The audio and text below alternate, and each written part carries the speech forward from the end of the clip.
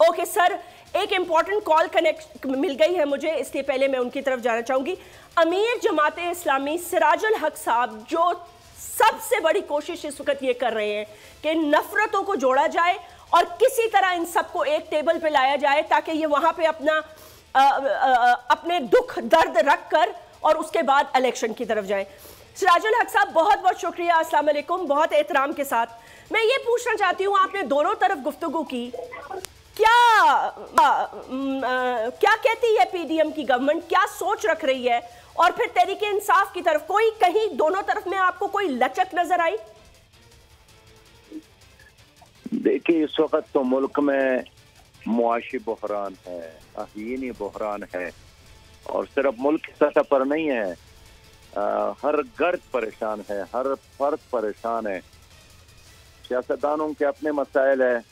اور عوام کے اپنے مسائل ہیں، لیکن ظاہر ہے عوام کے یہ مسائل کی بنیادی وجہ یہی ہے کہ سیاست فیل ہو گئی ہے، جمہوریت فیل ہو گئی ہے، ادارے ناکام ہو گئے ہیں، حکمران آپس میں لڑ رہے ہیں، ادارے آپس میں لڑ رہے ہیں، ججز آپس میں لڑ رہے ہیں۔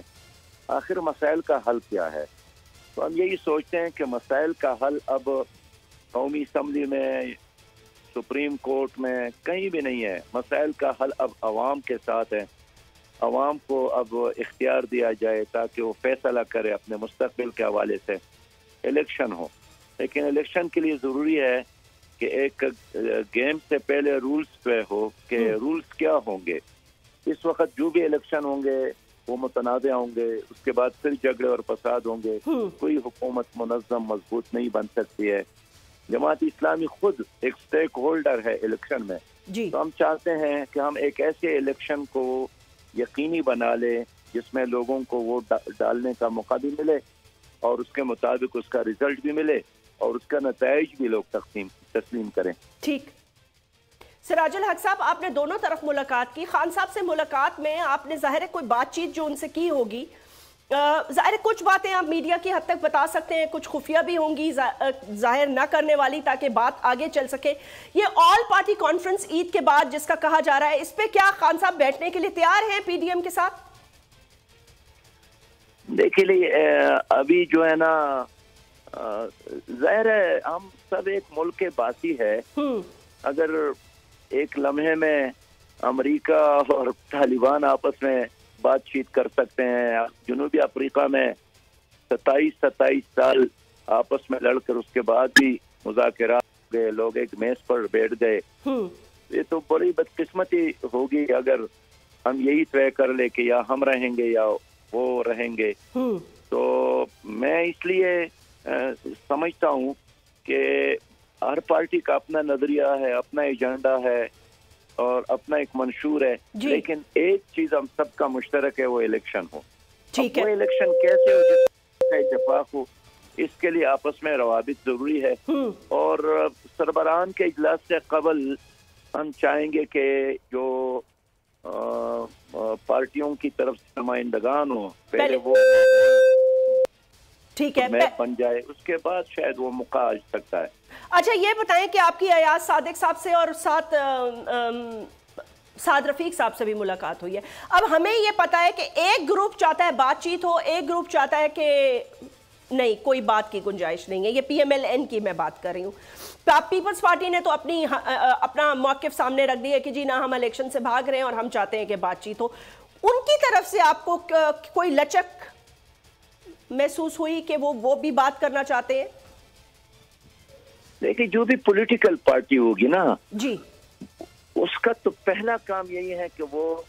الیکشن پر یقین رکھے۔ اگر الیکشن پر بات چیت نہیں کرتے ہیں تو اور کیا ہے؟ کرکٹ کے اپنے رولز ہیں، ہاکی کے اپنے رولز ہیں، اور الیکشن کے اپنے رولز ہیں۔ تو اگر الیکشن سے پہلے الیکشن متنازع ہو جی تو اس الیکشن کا مطلب یہ ہے کہ ایکسرسائز فار نتھنگ، یعنی کہ ایسا کام جس کا کوئی فائدہ نہیں ہے۔ تو میں بہت کلیئر ہوں اس چیز پر کہ اگر سیاستدان الیکشن کے حوالے سے آپس میں بات نہیں کرتے ہیں تو اس کا نتیجہ کیا نکلتا ہے؟ سیاست اور جمہوریت کے ناکامی کی صورت ہے۔ تو کیا ہمارے یہ سیاسی لیڈر چاہتے ہیں کہ یہاں سیاست کا خاتمہ ہو، جمہوریت کا خاتمہ ہو؟ سراج الحق صاحب ایک بات بتائیے گا، میں خالی آپ سے لاسٹ کوشچن کر رہی ہوں، مجھے پتا ہے آپ کا قیمتی وقت ہے، اپنی ترامیوں کی طرف بھی جانا ہے، مجھے یہ بتا دیجیے گا کہ دیکھیں ابھی رانا ثناء اللہ صاحب نے ایک بات کی تو مجھے تھوڑا سا یہ محسوس ہوا کہ وہ الیکشن کی انڈیکیشن تو انہوں نے کر دی، لیکن انہوں نے واضح کہا انہوں نے مئی میں نہیں ہو سکتے، ہاں اکتوبر میں ہو سکتے ہیں اور اسی سال ہو سکتے ہیں، لیکن مئی میں نہیں ہو سکتے اور اکٹھے ہوں گے، پورے ملک میں ایک ساتھ ہوں گے۔ بھائی اس وقت تو دیکھیں جو گھر میں پکتا ہے نا وہ پرانا زمانہ نہیں ہے، گھر میں جو ماں ہوتی ہے وہ آج کل بچوں سے پوچھتی ہیں کہ دوپہر میں کیا کھانا پسند کریں گے، شوہر سے بھی پوچھتی ہے جی، تو اس لیے کہ آج کے زمانے میں ایک گھر میں بھی بہت سارے سٹیک ہولڈر ہوتے ہیں، سب کا خیال رکھنا پڑتا ہے، تو لوگوں کی خواہشات اپنی جگہ پر کہ کب الیکشن اور کب نہ ہو، لیکن ہوگا تو وہی جو سب کو قابل قبول ہوگا۔ آپ کو آخری سوال، آپ کو لگتا ہے مئی میں الیکشن ہو جائیں گے 2 صوبوں میں، یا آپ سمجھتے ہیں اپنی سیاست کی روشنی میں اور باغی دیگر میں عدلیہ اور آئین اور بحران ان سب چیزوں سے ہٹ کر آپ کا سیاسی پوائنٹ آف ویو خالی پوچھنا چاہتی ہوں کہ 2 صوبوں میں الیکشنز ہو جائیں باقی میں نہ ہو، باقی میں بعد میں ہو، یہ قابل قبول ہے؟ دیکھیے ہمارا پہلے سے یہ موقف ہے کہ ایک الیکشن پنجاب میں ہو، پھر دوسرا الیکشن کے پی کے میں ہو، پھر تیسرا الیکشن ضمنی الیکشن۔ آپ کو پتہ ہے کہ اس وقت یعنی آدھے سے زیادہ اسمبلی میں حلقے تو خالی ہے، قومی اسمبلی کے آدھے سے زیادہ ممبران یعنی آدھے سے کچھ کم ہے، نہیں ہے جی، پھر ضمنی الیکشن ہو، پھر جنرل الیکشن ہو، تو کیا پاکستان کے موجودہ حالات میں معاشی بحرانوں میں یہ ملک یہ بوجھ برداشت کر سکتا ہے؟ تو اس لیے ہم چاہتے ہیں کہ کنسنسس ڈیولپ ہو، وہ مئی پر ہو، وہ جون پر ہو، جولائی پر ہو، اگست پر ہو، لیکن کنسنسس کے ساتھ ہو۔ اس طرح نہیں ہونا چاہیے کہ ابھی الیکشن شروع ہی نہیں ہوا ہے اور ادھر جھگڑے فساد اور میں نہ مانوں اور میں نہیں مانتا ہوں، تو اگر عدالت بھی آپ کے فیصلے نہیں کر سکے تو پھر آپ کیا اقوام متحدہ کے دفتر جائیں گے؟ اس لیے ہم چاہتے ہیں کہ عدالتوں میں فیصلے کی بجائے یا اسٹیبلشمنٹ کے پاس جانے کی بجائے ہم آپس میں بیٹھ کر اپنے فیصلے خود کریں، یہی باوقار اور باعزت راستہ ہے، قوم کے لیے نجات کا راستہ ہے۔ بہت بہت شکریہ سراج الحق صاحب، امیر جماعت اسلامی سے گفتگو کر رہے تھے۔ واحد نتیجہ اور واحد حل یہی ہے کہ آپس میں